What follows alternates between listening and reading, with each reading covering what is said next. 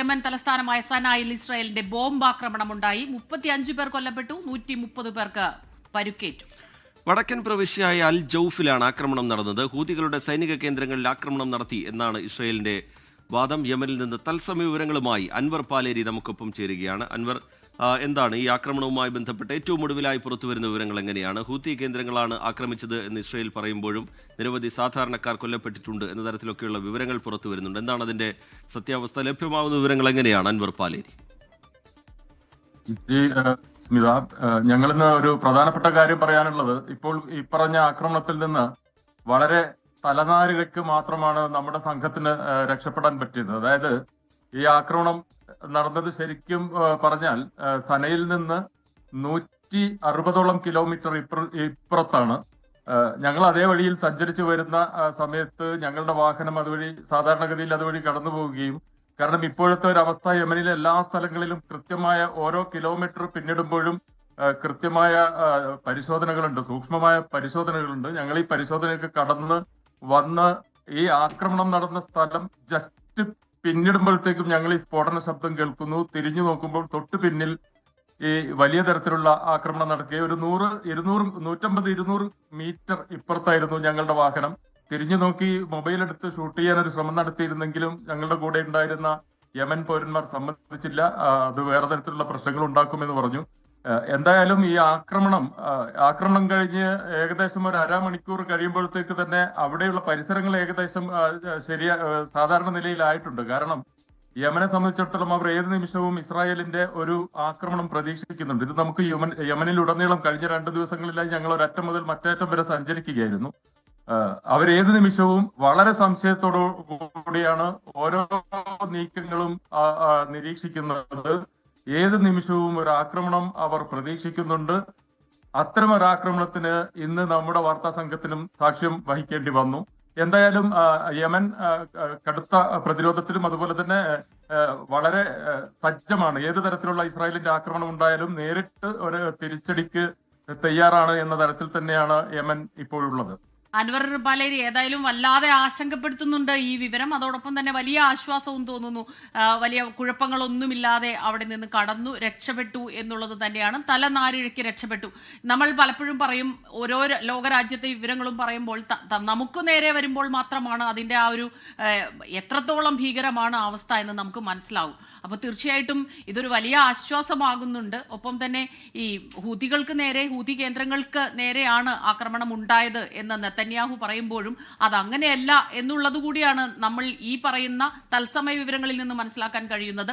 ജനവാസ മേഖലയിൽ ആക്രമണം ഉണ്ടാകുന്നു, ഒരു മെഡിക്കൽ ഫെസിലിറ്റിക്ക് നേരെ ആക്രമണം ഉണ്ടായി എന്ന് പറയുന്നു. ഒപ്പം തന്നെ പെട്രോൾ പമ്പിന് ഇന്ധനം ശേഖരിച്ചിട്ടുള്ള ഇടങ്ങളിലൊക്കെ തന്നെ വലിയ രീതിയിലുള്ള ആക്രമണം ഉണ്ടായി എന്ന് പറയുന്നു. നിരവധി പേർക്ക് പരുക്കേറ്റിട്ടുണ്ട്. ആ കാഷ്വാലിറ്റിയുടെയൊക്കെ വിവരങ്ങൾ ഇനി കൂടുതൽ വരേണ്ടിയിരിക്കുന്നു. അൻവർ, അപ്പോൾ തീർച്ചയായിട്ടും ആ രീതിയിലേക്ക് ആക്രമണങ്ങൾ പോകുന്നു എന്നുള്ളതാണ്. ഖത്തറിന് പുറകെ ഇപ്പോൾ യമനിലുണ്ടാകുന്ന ഈ ആക്രമണം ഇസ്രായേലിനെതിരെ വലിയ രീതിയിലുള്ള പ്രതിഷേധങ്ങൾ ഉയരാൻ, വിമർശനങ്ങൾ ഉയരാനുള്ള ഒരു സാധ്യതയുണ്ട്. ഏറ്റവും പുതുതായി നമുക്ക് കാഷ്വാലിറ്റിയെ കുറിച്ച് കൂടുതൽ വിവരങ്ങൾ ലഭിക്കുന്നുണ്ടോ? ഇപ്പോഴും നമുക്ക് ലഭിക്കുന്ന വിവരം 35 മരണവും അതുപോലെ തന്നെ 75ഓളം പേർക്ക് പരിക്കേറ്റു എന്നുമാണ്. ഇത് മനസ്സിലാക്കേണ്ട ഒരു സുപ്രധാന വിവരം, ഞങ്ങൾ ഏകദേശം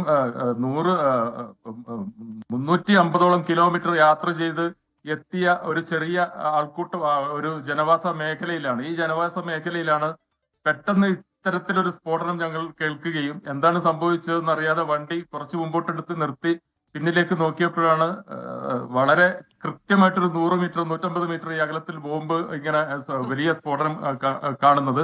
അതുപോലെ തന്നെ ഞങ്ങൾ ഇവിടെ എത്തിയത് സത്യം പറഞ്ഞാൽ നിമിഷപ്രിയയുടെ കുറച്ച് വിഷയങ്ങളുമായി ബന്ധപ്പെട്ട് ജയിലിൽ പറ്റിയാൽ നിമിഷപ്രിയ ഒരു അഭിമുഖം നടത്തണം. അതുപോലെ തന്നെ അവരുടെ മോചനവുമായി ബന്ധപ്പെട്ട് വലിയൊരു ദൗത്യ സംഘം ഖത്തറിൽ നിന്ന് ഇവിടെ എത്തിയിട്ടുണ്ട്, യമനിൽ എത്തിയിട്ടുണ്ട്. ആ ദൗത്യ സംഘത്തോടൊപ്പമാണ് ഞാനും സത്യം പറഞ്ഞാൽ ഇവിടെ എത്തിയത്. നാളെ മുതൽ അതുമായി ബന്ധപ്പെട്ട വളരെ സുപ്രധാനമായ ചില വിവരങ്ങൾ നമുക്ക് നൽകാൻ കഴിയും. അൻവർ, ഈ ഖത്തറിൽ വെച്ച് ഹമാസിനെതിരെ ആക്രമണം നടന്നതുമായി ബന്ധപ്പെട്ടുള്ള വിമർശനങ്ങൾ, അല്ലെങ്കിൽ ഇസ്രായേൽ നീക്കം ശരിയായില്ല എന്ന തരത്തിലുള്ള വിമർശനങ്ങൾ അന്താരാഷ്ട്ര തലത്തിൽ തന്നെ ഉയരുന്നൊരു ഘട്ടമാണ്. അതിനിടയിലാണ് യമനിലെ ജനവാസ കേന്ദ്രങ്ങളിൽ ഉൾപ്പെടെ ആക്രമണം നടക്കുന്നത്. എങ്ങനെയാണ് ലോകരാജ്യങ്ങളിൽ നിന്നുണ്ടാവുന്ന പ്രതികരണങ്ങൾ? യമൻ ഭരണകൂടം പ്രതികരിക്കുന്നത് എങ്ങനെയാണ്? അതിൻ്റെയൊക്കെ വിശദാംശങ്ങൾ എങ്ങനെയാണ് അൻവർ പാലേരി? തീർച്ചയായും നമുക്കറിയാം, ലോകരാഷ്ട്രങ്ങൾ മുഴുവൻ ഒറ്റക്കെട്ടായി ഈ വിഷയത്തിൽ ഖത്തറിന് പിന്തുണയുമായി എത്തിയിട്ടുണ്ട്.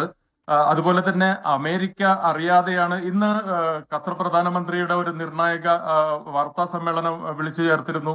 അദ്ദേഹം വളരെ കൃത്യമായി പറഞ്ഞ ഒന്ന് രണ്ട് കാര്യങ്ങളുണ്ട്. അതായത് ഖത്തറിന്റെ പരമാധികാരത്തിനു മേൽ നടത്തിയ ഇത്തരം ഒരു കയ്യേറ്റം ഒരു തരത്തിലും പൊറുപ്പിക്കാൻ പറ്റില്ല. അതുപോലെ തന്നെ ഡൊണാൾഡ് ട്രംപിന്റെ മറ്റൊരു വാദം, ഖത്തറിനെ മുൻകൂട്ടി വിവരം അറിയിച്ചിരുന്നു എന്നൊരു വാദം ട്രംപ് മുന്നോട്ട് വെച്ചിരുന്നു. ഇത് ഖത്തർ പ്രധാനമന്ത്രി നിഷേധിച്ചു. സംഭവം കഴിഞ്ഞതിന് ശേഷം 10 മിനിറ്റ് കഴിഞ്ഞിട്ടാണ് ട്രംപ് ഇത്തരമൊരു വിവരം അറിയിക്കുന്നത് എന്ന് പ്രധാനമന്ത്രി ഇന്ന് ഈ ഒരു ട്രംപിന്റെ വാദം നിഷേധിക്കുകയും ചെയ്തു. നമുക്കറിയാം, തീർച്ചയായും ട്രംപിന്റെ ഇപ്പോഴത്തെ അവകാശവാദങ്ങളെല്ലാം വെറും പൊള്ളത്തരങ്ങളാണ് എന്ന് തന്നെ പറയേണ്ടി വരും. കാരണം ട്രംപ് ഒരു ഷാഡോ ഗെയിം കളിക്കുകയാണ്. ഇസ്രായേലിനെ മുന്നിൽ നിർത്തി ഒരു ഷാഡോ ഗെയിമാണ് ഇപ്പോൾ കളിച്ചുകൊണ്ടിരിക്കുന്നത്.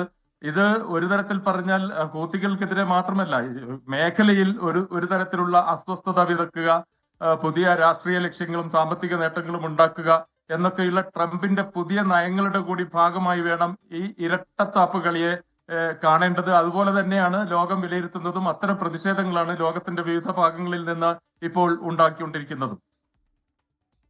ഈ അൻവർ പാലേരി, നാശനഷ്ടങ്ങൾ സംബന്ധിച്ച് അവിടെ നിന്ന് പങ്കുവയ്ക്കാൻ കഴിയുന്ന വിവരങ്ങൾ എങ്ങനെയാണ്? ഇപ്പോൾ അന്താരാഷ്ട്ര മാധ്യമങ്ങളിലുള്ള ചില റിപ്പോർട്ടുകളാണ്, അതിനെ ഉദ്ധരിച്ചാണ് നമ്മൾ ഈ വിവരങ്ങൾ പറഞ്ഞത്. അതിൽ ഈ പെട്രോൾ പമ്പിന് നേരെ, ആശുപത്രിക്ക് നേരെ ഒക്കെ തുടരാക്രമണങ്ങളാണോ ഉണ്ടായത്, അതോ ഒരാക്രമണം എന്നുള്ള നിലയിലാണോ വിവരം റിപ്പോർട്ട് ചെയ്യപ്പെട്ടിട്ടുള്ളത് അൻവർ പാലേരി?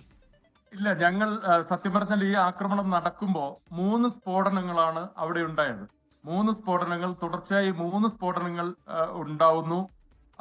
അത് ഞങ്ങളുടെ ഈ പറഞ്ഞതുപോലെ 100-150 മീറ്റർ പിറകിലാണ്, കുറച്ചുകൂടി അകത്തോട്ട് മാറിയിട്ടാണ് ഈ സ്ഫോടനം ഉണ്ടാകുന്നത്. പ്രധാന റോഡിൽ നിന്ന് അല്പം മാറി ഞങ്ങളുടെ മറ്റൊരു വശത്താണ് ഈ സ്ഫോടനം ഉണ്ടാകുന്നത്. അതുകൊണ്ട് തന്നെ ഞങ്ങൾക്ക് ആ സമയത്ത് അങ്ങോട്ട് പോകാനോ അല്ലെങ്കിൽ അവിടെ തുടരാനോ പറ്റാത്ത സാഹചര്യം ഉണ്ടായിരുന്നു.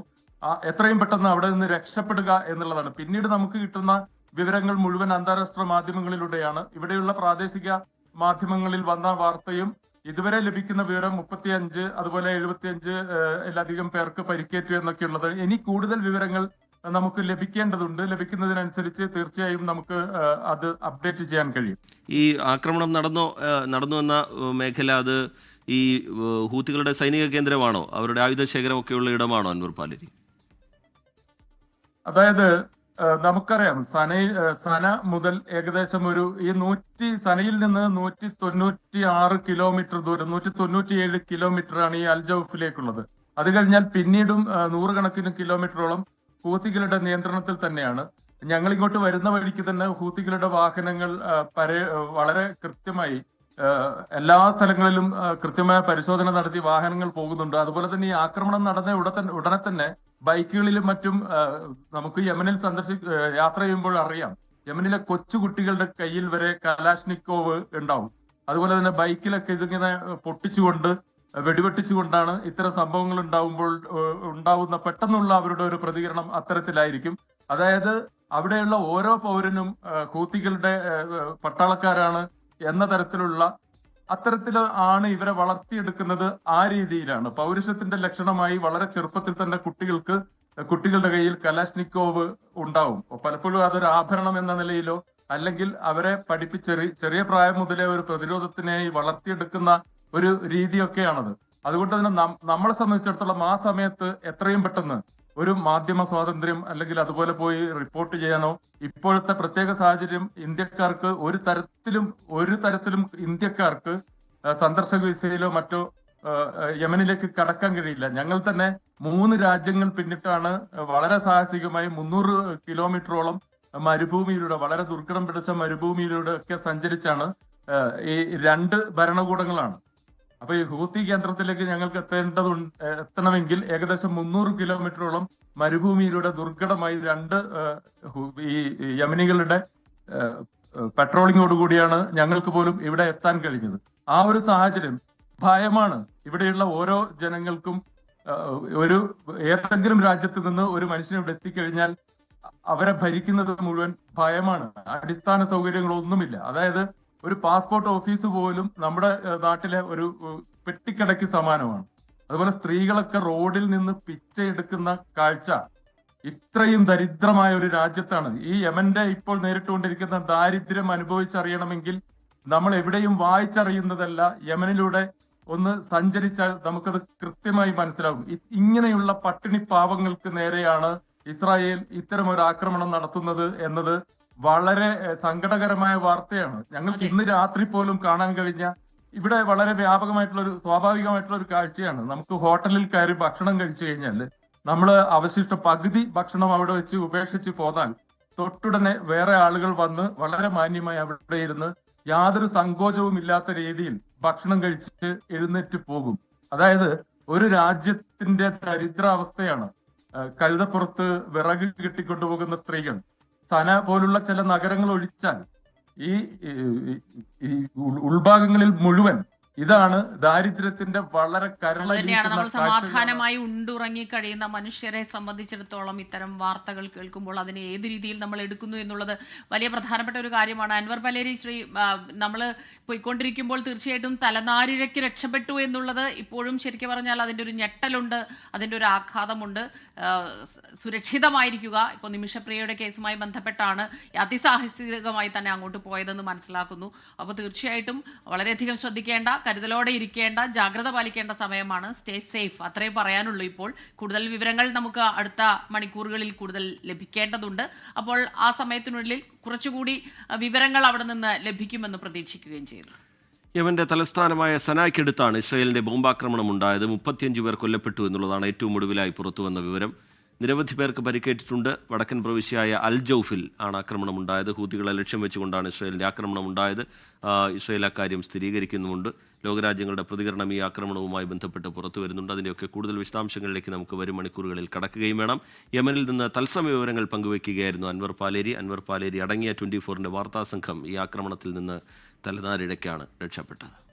ലോകത്തെവിടെയായാലും ഏത് സമയത്തും 24 വാർത്തകളും ഓഗ്മെന്റഡ് റിയാലിറ്റി പാക്കേജുകളും എക്സ്പ്ലെയിനറുകളും വിശദമായി കാണാൻ ഞങ്ങളുടെ യൂട്യൂബ് ചാനൽ നിങ്ങൾക്ക് സബ്സ്ക്രൈബ് ചെയ്യാം.